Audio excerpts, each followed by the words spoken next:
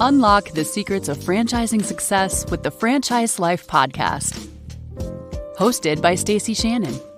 Join us for expert insights, success stories, and practical tips every week. Subscribe now and take your franchise journey to the next level. Hello and welcome to the Franchise Life.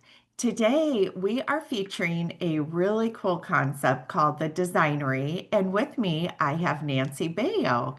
Welcome, Nancy. Hi, Stacie. Thank you so much for giving me this opportunity. I'm excited to be talking to you today.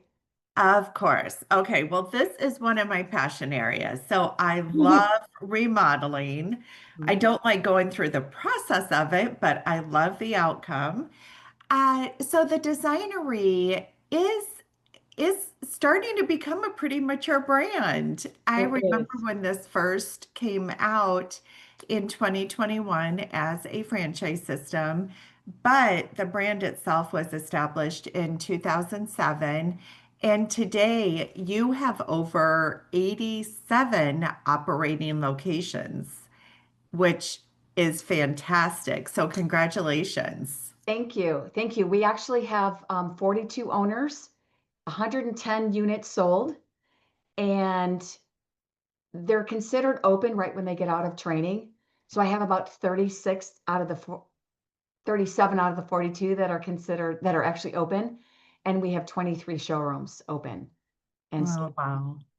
I mean, it seems like weekly we have grand openings going on. So we're really moving and shaking. It's great.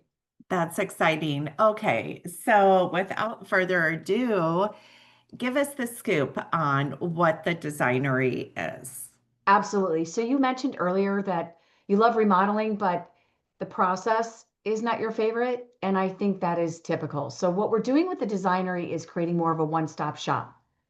So I have remodeled kitchens and I had to hire a designer. I had to run around town to all these different places and piece everything in. And it was a lot of work and it wasn't enjoyable. The Designery is kitchen, bath, and closets. And the products that we're selling are cabinets, countertops, flooring, tile, outdoor kitchens, and appliances. So I do like to say it's whole home because they're cabinets and there's closet configuration. So you could go into the garage, you could go into a basement with a wet bar, an office with built-ins. I do think that this is a type of business that has a high referral.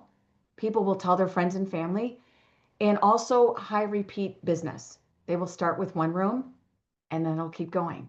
And if it's anything like my other house, it just snowballs and it never ends. Right. So, I mean, we've touched on residential, but this also, it's both B2C and B2B.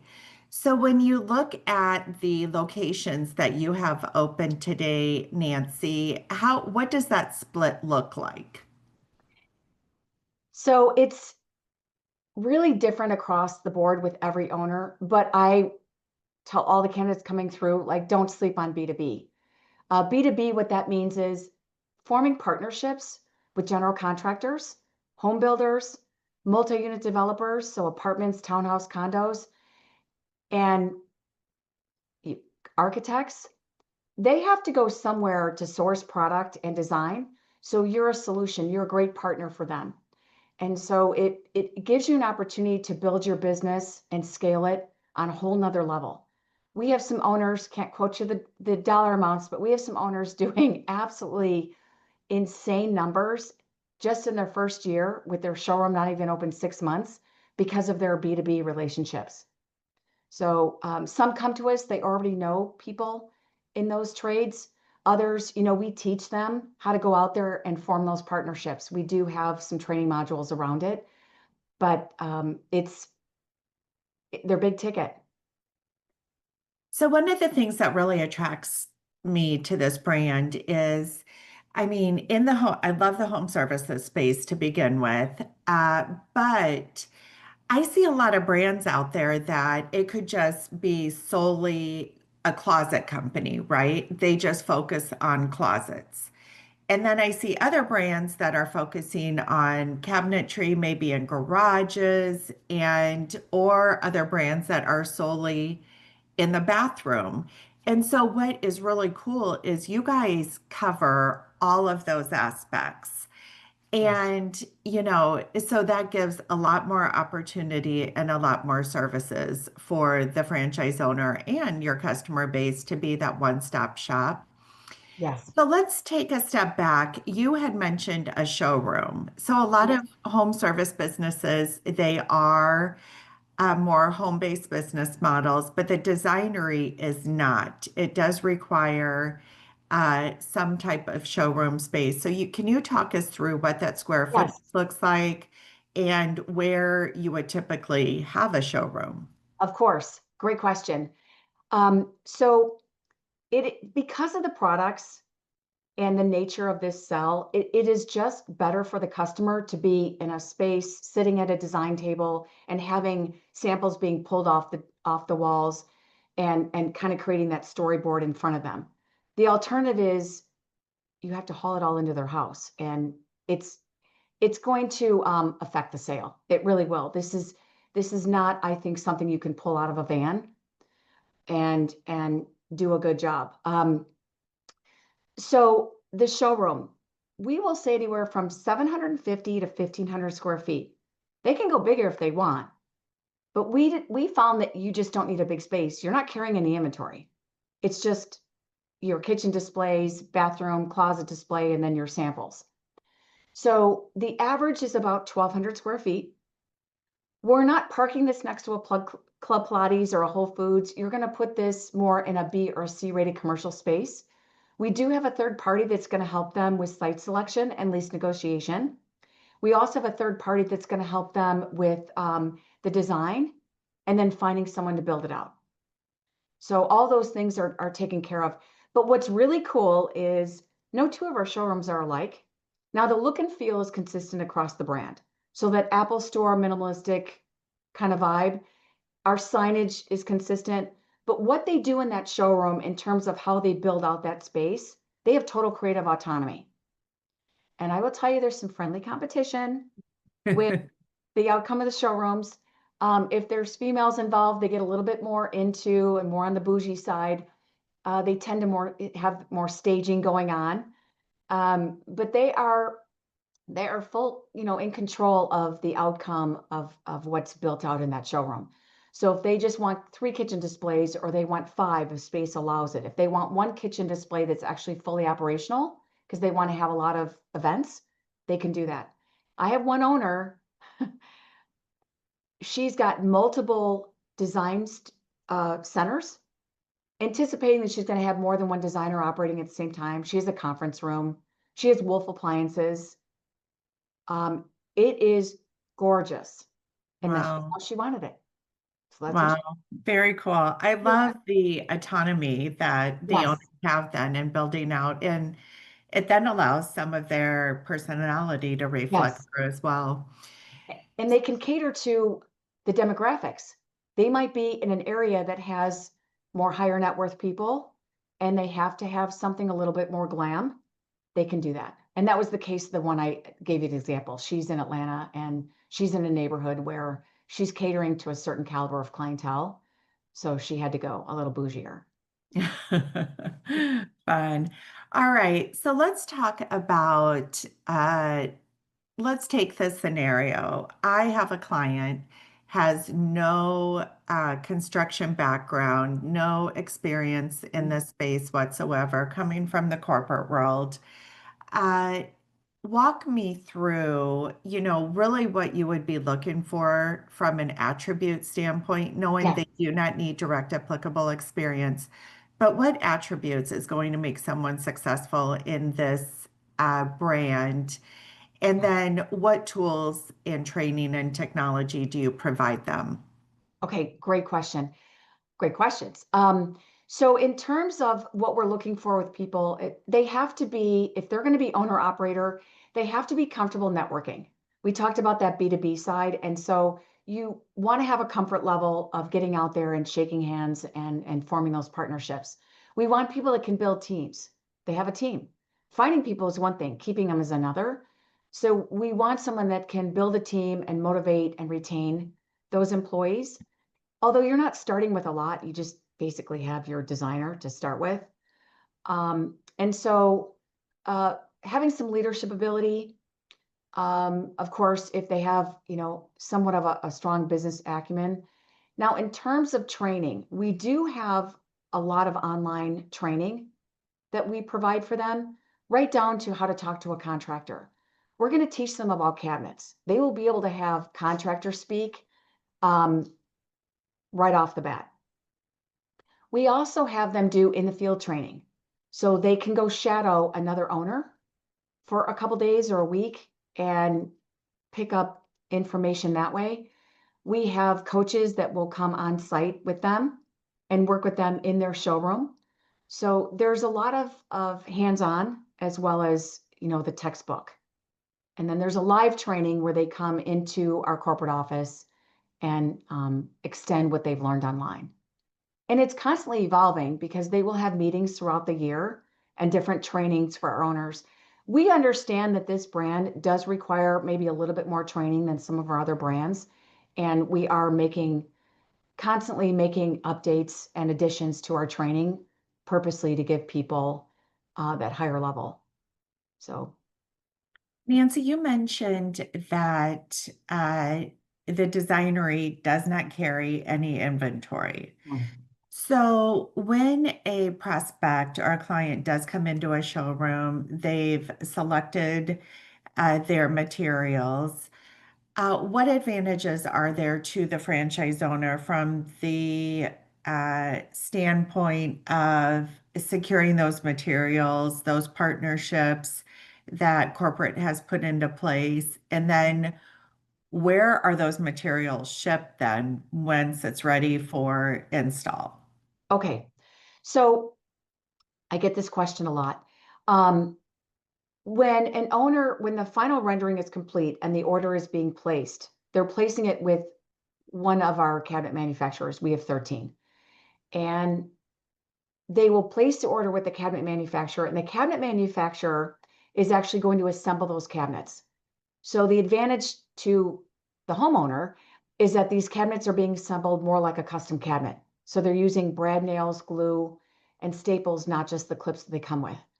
So you've got your custom cabinets, you've got your IKEA. So we're not in the middle, we're almost a little closer to custom because of the way they're assembled. So they're more durable. Also, with our product offering, it's so diverse that we can make a cabinet look pretty spiffy and almost custom with moldings and other accessories. But getting back to the assembly, so the cabinet's being assembled, and then the option is you can ship it directly to the customer to hold until install, or you can ship it to the customer's showroom. Now, some showrooms just don't have the space. They were restricted. They wanted more up front than in the back. And we do say have some flex space in the back, but it doesn't maybe always work out. And I think it's really owner preference, the franchisee's preference, if they want the products to be shipped directly to the homeowner. But I think that's more the norm than not, because otherwise you're moving it twice. Right. And so it's just one extra step. So you did mention once the renderings are complete. So that opens up the whole question of how are those renderings being created? Where's that technology coming from? And what type of expertise is it needed to put all those pieces together? Okay, so you're going to hire a designer that has experience with CAD software. And the software that we use Kitchen Pro and Pro Kitchen and Closet Pro. The pros are reversed. Okay, Pro Kitchen and Closet Pro. Many people have heard of 2020. They're very similar, but but Pro Kitchen Closet Pro is a little bit easier to use.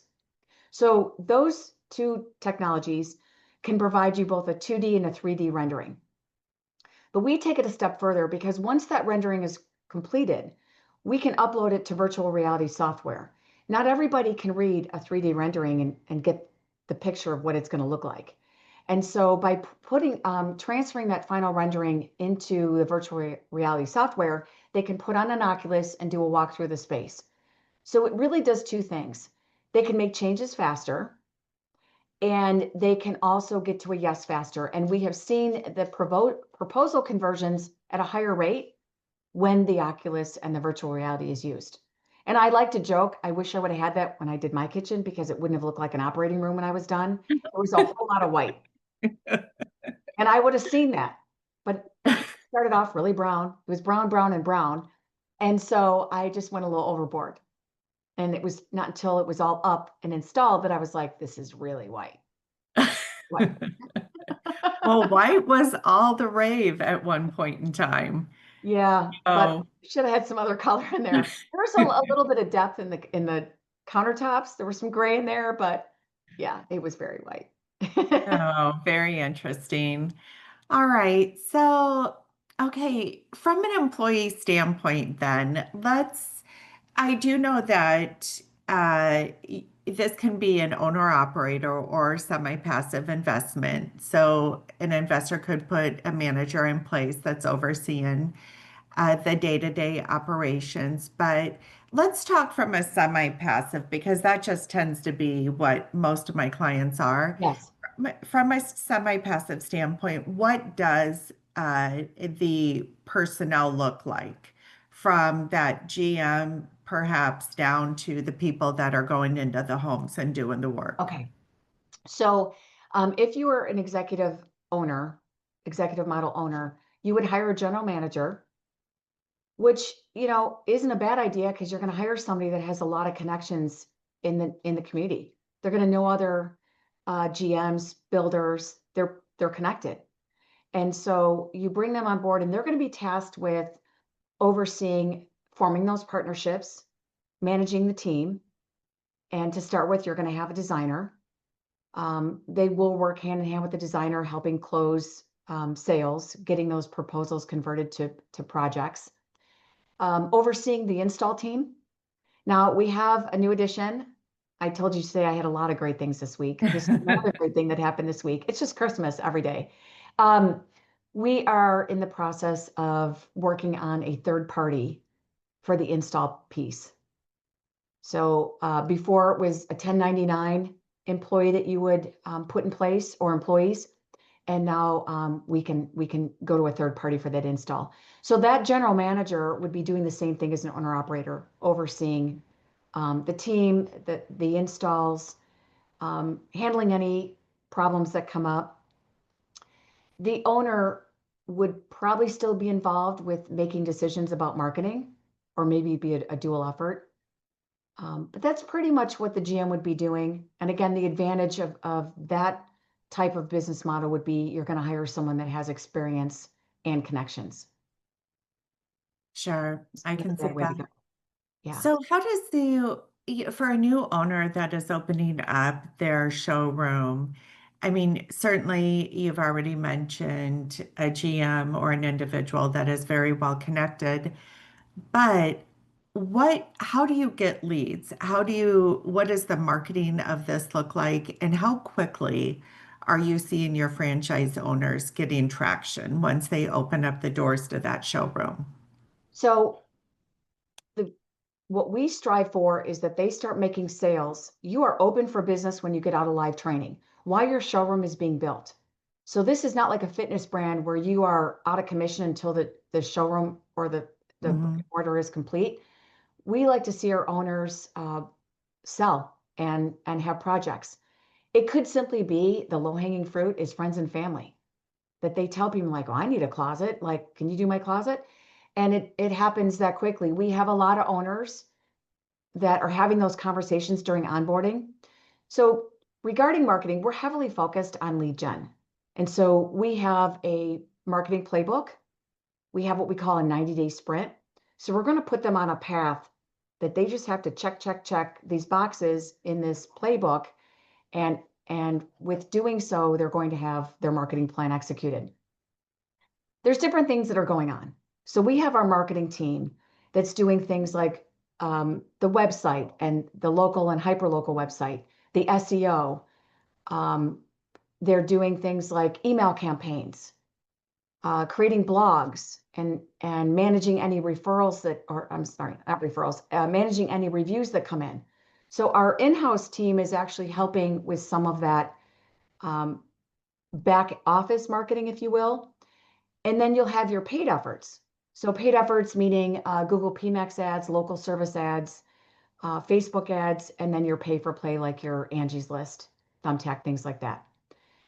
There'll be trade shows in the area that they'll attend.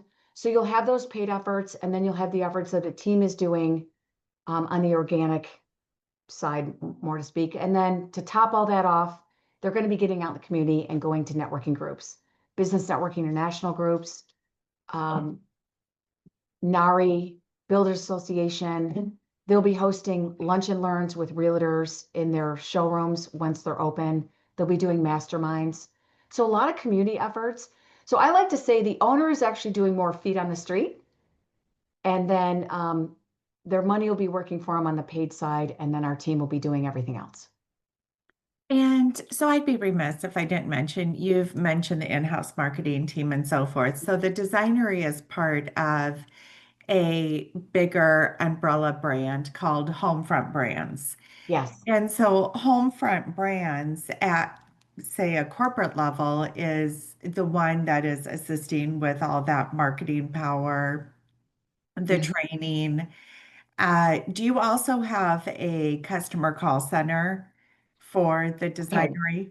Yeah, so HomeFront Brands has about 70 people, and the tech department, the learning and development department, there is a marketing department, but then the Designery has their own in-house marketing team. So we have someone creating content. We have a marketing manager that's looking at the data and the analytics and the lead flow and looking at that return on investment. And then, so we have kind of two teams working at the same time. We have a call center. However, the Designery does not utilize the call center. Our owners just didn't want it.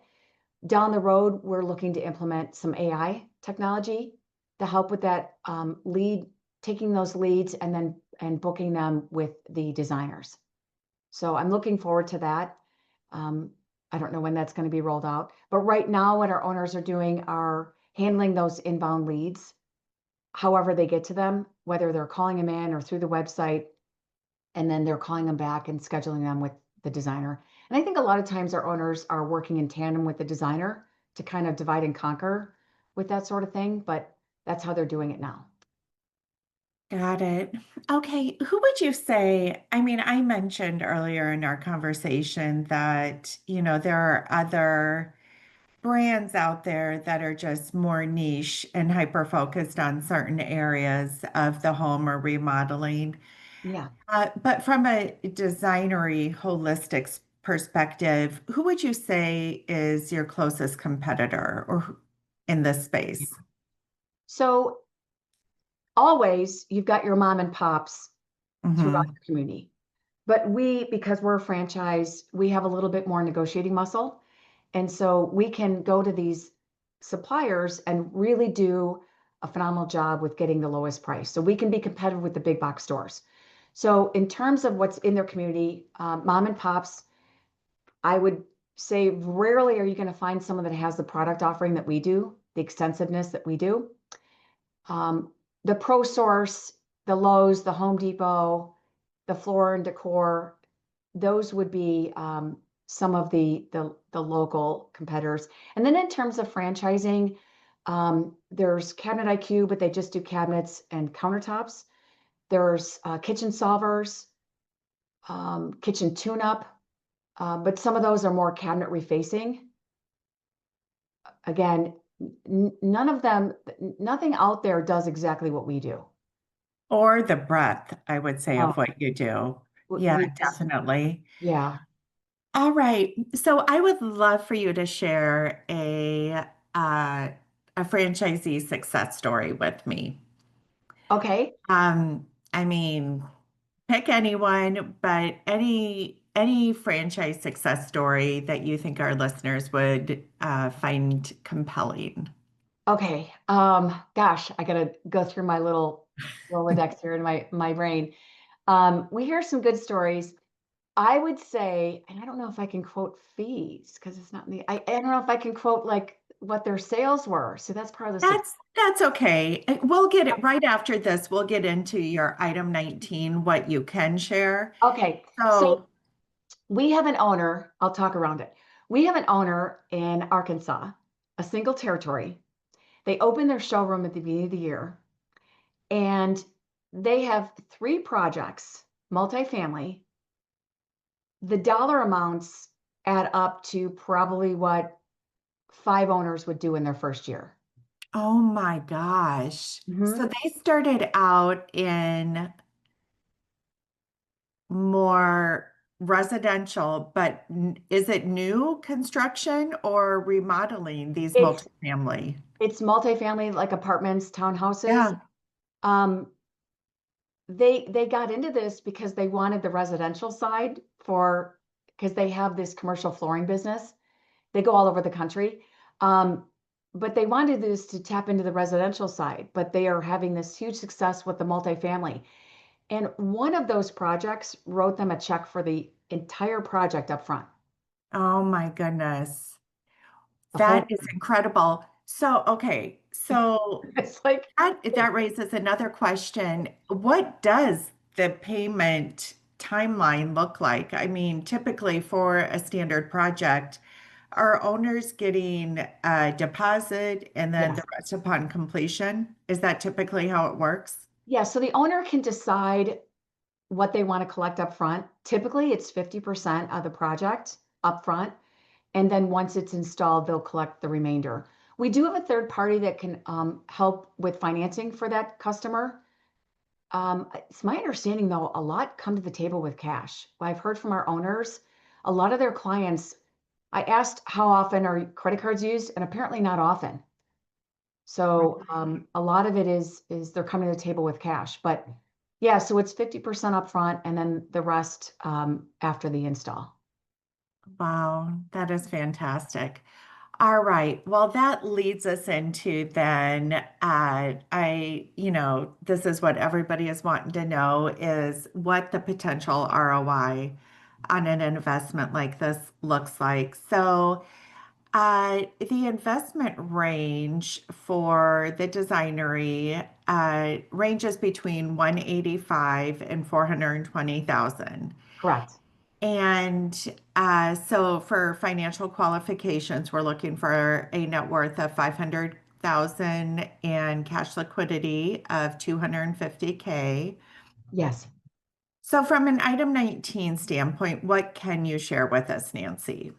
Yes. So in our item 19, we have 2 affiliates, and one of them did, I'm just going to refer to this so I don't get my numbers wrong. Okay. So we had one affiliate, it's about a territory and a half in size, and they did 1.7. And pardon me while I read this. So they did 1.7. Their gross profit was 776,490 or 43.69%. And after disclosed expenses, their adjusted profit was 244,230. Wow. And not a metro area, it's Rossville, Georgia.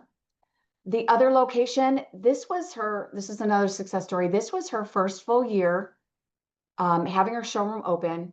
She comes from the engineering world. She's not a salesperson. She's a very good franchisee. Like she follows the plan and executes. And she did in her first full year of having the showroom open, 921,781 in gross sales. Her gross profit was 60%. And then after disclosed expenses, her adjusted profit was 183,414. That is fantastic. And are those two examples you mentioned, do you happen to recall if they're owner operator or executive models? The Rossville one is executive model.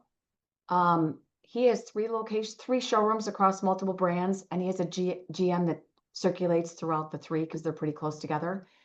The Quakertown, Pennsylvania one is owner operator. Okay.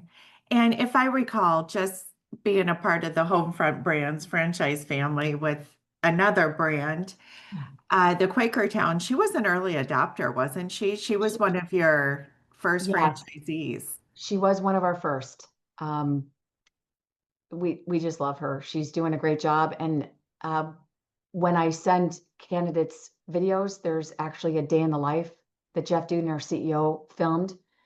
It's called Heroes on the Homefront, and they followed her around for a couple days. So it's a really good understanding for people that maybe don't have any experience in the space to see what it's like to be an owner. And she talks through her transition from corporate America and owning a business in something that she didn't know anything about.